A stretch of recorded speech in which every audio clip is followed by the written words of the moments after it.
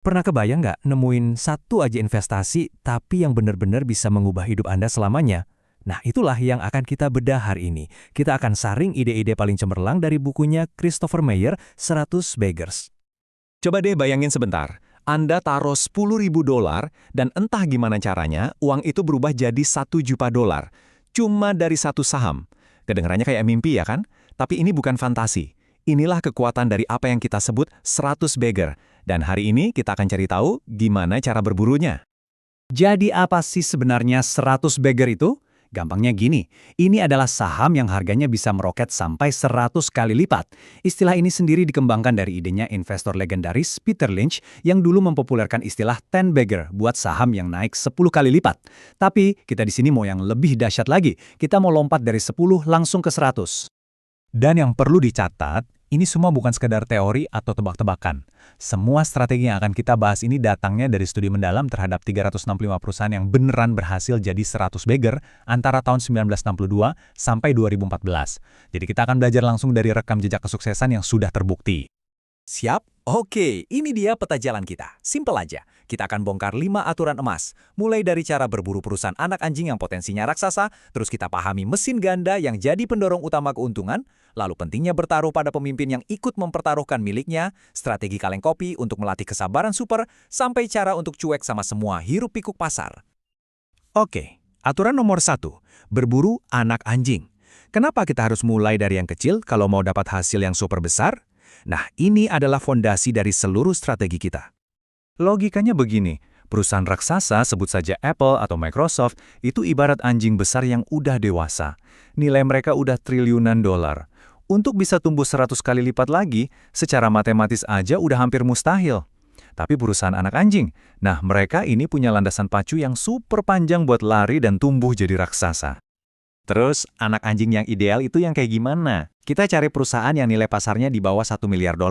Tapi, tunggu dulu. Jangan juga pilih yang terlalu kecil sampai belum punya produk atau penjualan sama sekali. Data dari studi menunjukkan titik manisnya itu perusahaan yang penjualannya udah sekitar $175 juta. Dan tenang aja, ada banyak kok pilihan di luar sana. Oke, kita udah nemu anak anjing yang tepat. Terus, gimana caranya dia bisa tumbuh secepat kilat? Jawabannya ada di aturan kedua, mesin ganda. Ini adalah 2 kekuatan pendorong yang kerja barengan buat menciptakan keuntungan yang luar biasa.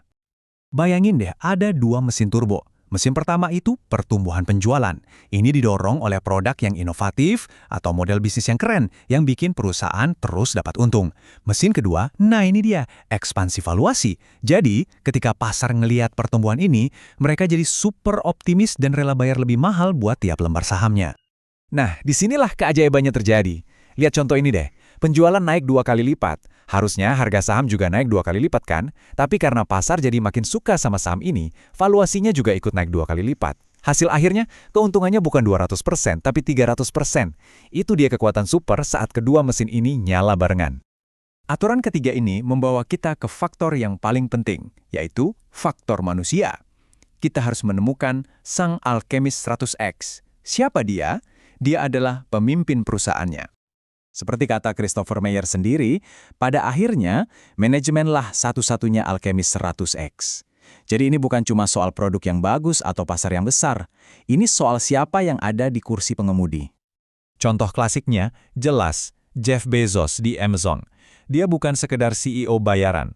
Dia adalah pendiri yang mempertaruhkan kekayaan pribadinya di perusahaan itu. Jadi kepentingannya sama persis dengan investor jangka panjang seperti kita. Simpelnya gini, kalau pesawatnya jatuh, ya pilotnya ikut jatuh bersamanya. Nah, aturan keempat ini, jujur aja, mungkin yang paling menantang. Kenapa? Karena musuh terbesarnya adalah diri kita sendiri. Nama strateginya adalah kaleng kopi. Konsepnya sederhana banget. Ini terinspirasi dari zaman dulu waktu orang nyimpen barang berharga di kaleng kopi terus dilupain gitu aja. Nah, dalam investasi artinya adalah beli saham-saham perusahaan terbaik yang bisa Anda temukan, lalu jangan diapa-apain. Beneran, diamin aja untuk waktu yang sangat-sangat lama. Seberapa lama emangnya? Studi ini menemukan waktu rata-rata yang dibutuhkan adalah 26 tahun. Yap, Anda nggak salah dengar, 26 tahun. Ini benar-benar lari maraton, bukan lari sprint. Kesabaran adalah kuncinya. Coba bayangin diri Anda jadi investor Monster Beverage. Di tahun kedua, portofolio Anda anjlok 40% cuma dalam sebulan. Di tahun ke-6 anjlok lagi 20%. Tangan pasti udah gatal banget kan mau neken tombol jual? Tapi buat mereka yang punya nyali baja untuk bertahan, saham ini jadi 100 bagger cuma dalam 10 tahun. Anda harus siap mental buat ngelewatin badai kayak gini. Ini benar-benar ngingetin kita sama kutipan klasiknya Warren Buffett. Pasar saham adalah alat untuk memindahkan uang dari orang yang tidak sabar ke orang yang sabar. Sesimpel itu. Oke, kalau kita harus sabar puluhan tahun, terus gimana dong kalau ada resesi, krisis, atau berita-berita ekonomi yang jelek setiap hari? Nah, disinilah aturan kelima berperan. Abaikan semua kebisingan makro itu. Coba kita lihat lagi krisis finansial 2008, salah satu momen paling kelam dalam sejarah pasar saham. Waktu pasar secara umum hancur lebur, anjlok 40%, apa yang terjadi sama dolar tri? Sahamnya malah meroket 93%. Ini bukan cuma beda, ini kayak langit dan bumi. Kok bisa gitu? Sederhana. Waktu pasar panik, bisnis inti dolar tri tetap kokoh. Pendapatan mereka malah tumbuh 7%. Kenapa? Ya karena orang tetap butuh beli barang-barang pokok, nggak peduli ekonomi lagi bagus atau jelek. Pada akhirnya, pasar akan selalu menghargai bisnis yang fundamentalnya kuat. Jadi, kita rangkum ya, ini dia 5 aturan emas kita. 1. Buru anak anjing alias perusahaan kecil. 2. Cari mesin gandanya. 3. Bertaruh pada pemiliknya langsung. 4. Pakai strategi kaleng kopi dan sabar. Dan yang kelima, tutup telinga dari semua kebisingan pasar. Pada akhirnya, semua ini kembali ke satu hal. Strategi ini sama sekali bukan jalan pintas. Ini menuntut kesabaran super untuk melewati badai pasar selama bertahun-tahun, bahkan mungkin puluhan tahun. Kesabaran adalah harga tiket masuknya. Jadi, pertanyaannya sekarang untuk Anda, apakah Anda bersedia membayar harga tiket itu?